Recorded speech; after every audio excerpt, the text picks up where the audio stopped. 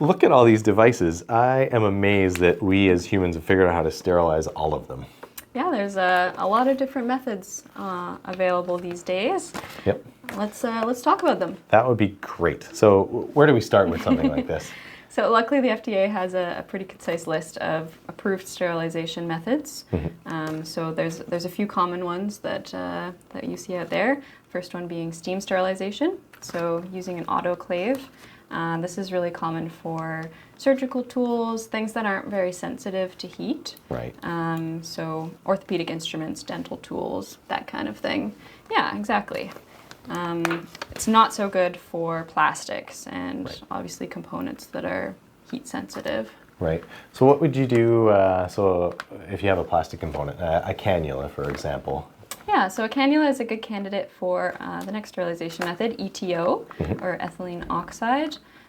This is gas sterilization, so it's better for those lower temperature parts, but it's a bit carcinogenic. It's not good in terms of duration. Obviously the turnover time is a bit longer, and it requires off-gassing after the sterilization is done. Right, so if you're looking for high throughput cleaning or sterilization, that's probably not a great option. No.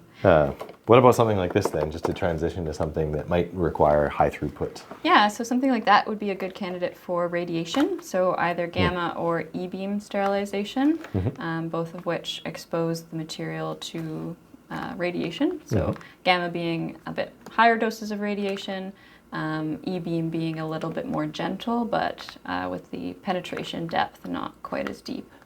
Right, and I understand that primary care facilities, hospitals and whatnot, they will do sterilization with ETO and maybe a couple others. I think there's one more that maybe we'll talk about.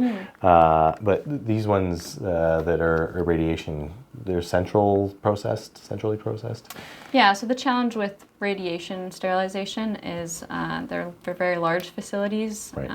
For gamma, for example, you're using cobalt-60 sources, so you need a lot of shielding just to protect the workers. Right. So these often aren't on site, whereas an autoclave or an ETO sterilization facility might be within the hospital. Right. So radiation, faster, but it requires some outsourcing. So we were talking about ETO, and hospitals don't like that because it's carcinogenic. What's an alternative for those people? Yeah, so the new one replacing ETO more commonly now is vaporized hydrogen peroxide plasma. So similar to ETO, this is better for low temperature devices or devices that can't withstand those higher temperatures. And it does require some off-gassing, but it's not quite as hazardous as ETO. Right. So it's becoming a lot more popular, and it's one that the FDA is really recommending. Right. And so let's pretend that I have a device that doesn't fit any of those sterilization methods. What do I do? Good question. So you don't have to use any of the ones that we covered. There's also novel options if you are able to come up with a novel approach. This just requires a little bit more validation effort. So you need to prove that not only is the sterilization effective, but it's repeatable. Right. That's probably quite an endeavor to go down that path. Yeah, it's a bit more involved than choosing one of the approved methods. Great. And then, another common question that I've encountered a couple of times is associated with electronics. So you can't bring them through steam sterilization. But what are some general thoughts as it relates to electronics and sterilization? Yeah, so for a lot of electronics, you want to avoid heat and moisture, so that pretty much rules out autoclaving right off the bat.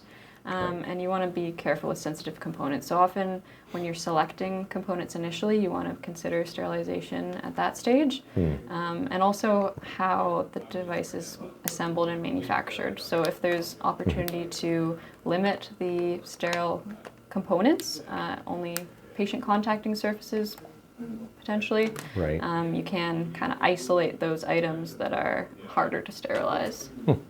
Awesome. Well, thank you very much. Thank you.